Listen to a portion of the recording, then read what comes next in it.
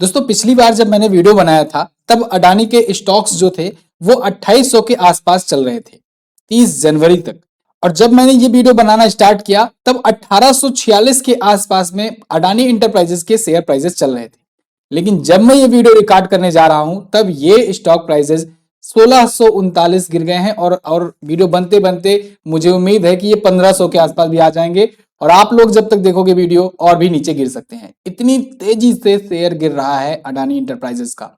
अडानी ने एफपीओ लाया था, एफपीओ जो था उसका फुल्ली सब्सक्राइब भी हो गया था। 20,000 करोड़ का अब तक का भारत का सबसे बड़ा एफपीओ यानी फॉलो ऑन पब्लिक ऑफरिंग ये पूरी तरीके से सब्सक्राइब हो गया आखिरी दिन आते आते। और ये पॉसिबल हो पाया यूएई की एक जो रॉयल फैमिली है उसकी कंपनी आईएससी के इन्वेस्टमेंट के बाद। उसने एक साथ ही $400 मिलियन का इन्वेस्टमेंट कर दिया अडानी एंटरप्राइजेस में। और इसके बाद अडानी का एफपीओ जो है फुल्ली सब्सक्राइब्ड हो गया। इसके बाद कल कुछ ऐसा हुआ जो सबको चौंकाने वाला था। कल अचानक से रात को अडानी का एक स्टेटमेंट आता है, मीडिया रिलीज होता है। इन्होंने ये कहा कि अडानी इंटरप्राइजेस का जो एफपीओ है इसको वापस लिया जाएगा फुल्ली सब्सक्राइब होने के बाद भी। आप ये वीडियो देखिए। Dear friends, after a fully subscribed FPO, yesterday's decision of his withdrawal would have surprised many. But considering the volatility of the market seen yesterday, our board strongly felt that it would not have been morally correct to proceed with the FPO. For me, the interest of my investor is paramount and everything is secondary. Hence, to insulate the investors from potential losses, we have withdrawn the FPO. Will not have any impact on our existing operations as well as our future plans. We will continue to focus on timely executions and delivery of projects. The fundamentals of our company are very strong. Our balance sheet is healthy and assets robust. तो जैसा कि आपने देखा कि अडानी ने ये साफ तौर पे कहा हुआ है कि जो भी ये फुल्ली सब्सक्राइब्ड एफपीओ था, फुल्ली सब्सक्राइब्ड होने के बाद भी ये वापस लिया जा रहा है। ये फैसला लिया गया है क्योंकि मार्केट में बहुत ज्यादा इनस्टेबिलिटीज हैं। इनको देखते हुए एफपीओ को वापस लिया जा रहा है। इसको पूरा अच्छे से हम लोग समझते हैं कि ये आखिर में वापस लेने के पीछे का रीजन क्या है और ऐसा क्या हुआ जो इनको 20,000 करोड़ रुपए लौटाना ज्यादा अच्छा लग रहा है, ज्यादा सही लग रहा है इन कंपेयर टू ये सब्सक्राइब्ड एफपीओ के आगे प्रोसीड करने का।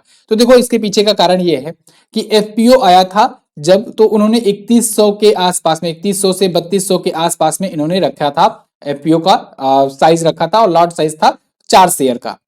लेकिन हिंडनबर्ग की जब रिपोर्ट पब्लिश होती है तो ये इनका अडानी इंटरप्राइजेस का जो शेयर वैल्यू है ये लगातार गिरना शुरू हो गया और गिरते गिरते 2800 से 2700 के आसपास चल रहा था। अब आप मुझे बताओ, अगर आपसे कहा जाए कि आपको 3100 से 3200 के बीच में 4 लॉट साइज वाला ये शेयर लेना है एक जगह पर और दूसरी जगह पर ओपन मार्केट में 2800 से 2700 में इसका प्राइस चल रहा है, आप कौन सा लोगे?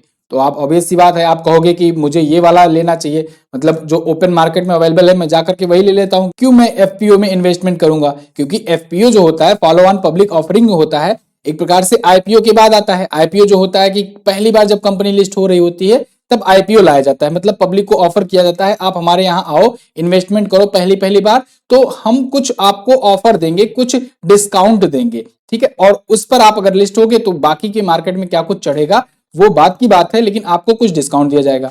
ऐसे ही कंपनी जब एक बार लिस्ट हो गई रहती है लेकिन उसको दोबारा से पैसे इकट्ठा करने की जरूरत होती है तो वो लाती हैं एफपीओ यानी फॉलो ऑन पब्लिक ऑफरिंग, और फिर से पब्लिक को कहती हैं कि हम एक बार और आपको मौका दे रहे हैं, आप आओ हमारे यहाँ इन्वेस्टमेंट करो, आपको हम कुछ छूट पर अपने शेयर प्राइजेस देंगे, ठीक है, शेयर्स देंगे। तो पब्लिक आती है और उस पर इन्वेस्टमेंट करती है। यहाँ पर पब्लिक भी और कोई कंपनी भी कह सकते हैं हम लोग।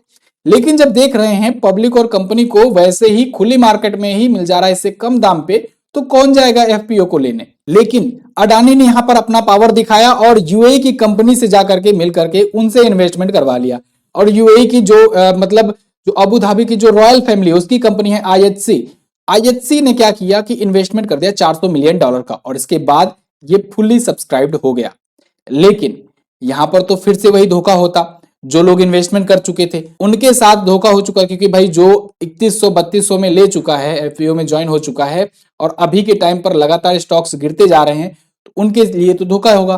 तब इसको देखते हुए इन्होंने एक स्टेटमेंट जारी किया और उसके बाद इन्होंने कहा कि अब हम अपना एफपीओ जो है वापस लेने जा रहे हैं।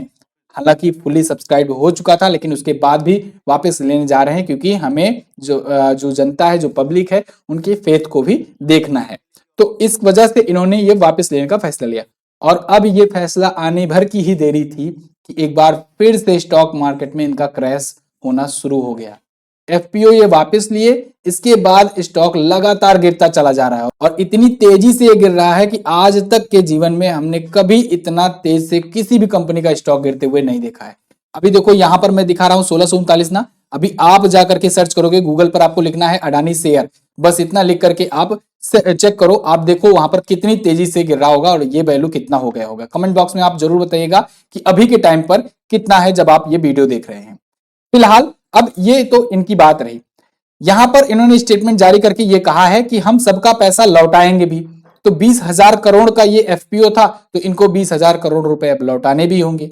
इन्होंने कहा कि हमारे पास पर्याप्त धन है, ऐसी कोई चिंता वाली बात नहीं है, हमारा जो वेल्थ है वो हेल्दी है और हम लौटा भी सकते हैं, कोई दिक्कत वाली बात नहीं है। तो सबको पैसा लौटाया जाएगा। यहां पर मैंने स्टेटमेंट इनका लिखित में भी दे दिया है, तो जिन लोग को पढ़ना है वो वीडियो को पॉज करके पढ़ सकते हैं या फिर इसकी पीडीएफ डाउनलोड कर सकते हैं। आपसे मेरा एक क्वेश्चन है, क्या आप मुझे बताओ कि क्या कोई ऐसी हिंडनबर्ग जैसी कोई कंपनी, कोई 5 लोगों की कंपनी ऐसे अगर कभी आगे चल करके टाटा ग्रुप पर इल्जाम लगाती है, तो आपकी क्या राय है? क्या टाटा ग्रुप भी ऐसे ताश की पत्तों की तरह ढेर हो सकता है? अगर नहीं हो सकता है तो क्यों? अगर हो सकता है तो क्यों? आप अपनी राय जरूर कमेंट करके बताइएगा। मुझे बिल्कुल बहुत ज्यादा एक्साइटमेंट है आप लोग की ये आंसर जानने के लिए। ठीक है, तो आप कारण जरूर बताइएगा और बताइएगा टाटा और अंबानी में आपको क्या डिफरेंस, आपको as a Indian, as a individual आपको क्या डिफरेंस देखने को मिलता है। फिलहाल एफपीओ जिनको ना पता हो उनको बता दूं, फॉलो ऑन पब्लिक ऑफर एक ऐसा प्रोसेस होता है जिसमें जो लिस्टेड कंपनी पहले से होती है उसको दोबारा से पब्लिक से कुछ पैसा इकट्ठा करना होता है, उनको इन्वेस्टमेंट कराना होता है, तो वो दोबारा से एफपीओ लाते हैं।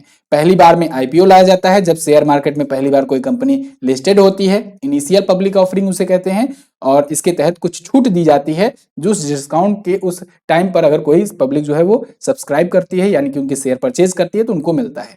और ऐसे ही आगे चल करके फिर एक टाइम पीरियड के लिए एफपीओ निकाला जाता है। जैसे अडानी ने निकाला था कि 27 जनवरी से 31 जनवरी के बीच में जो इनके यहाँ इन्वेस्टमेंट करेगा उनको डिस्काउंट मिलेगा।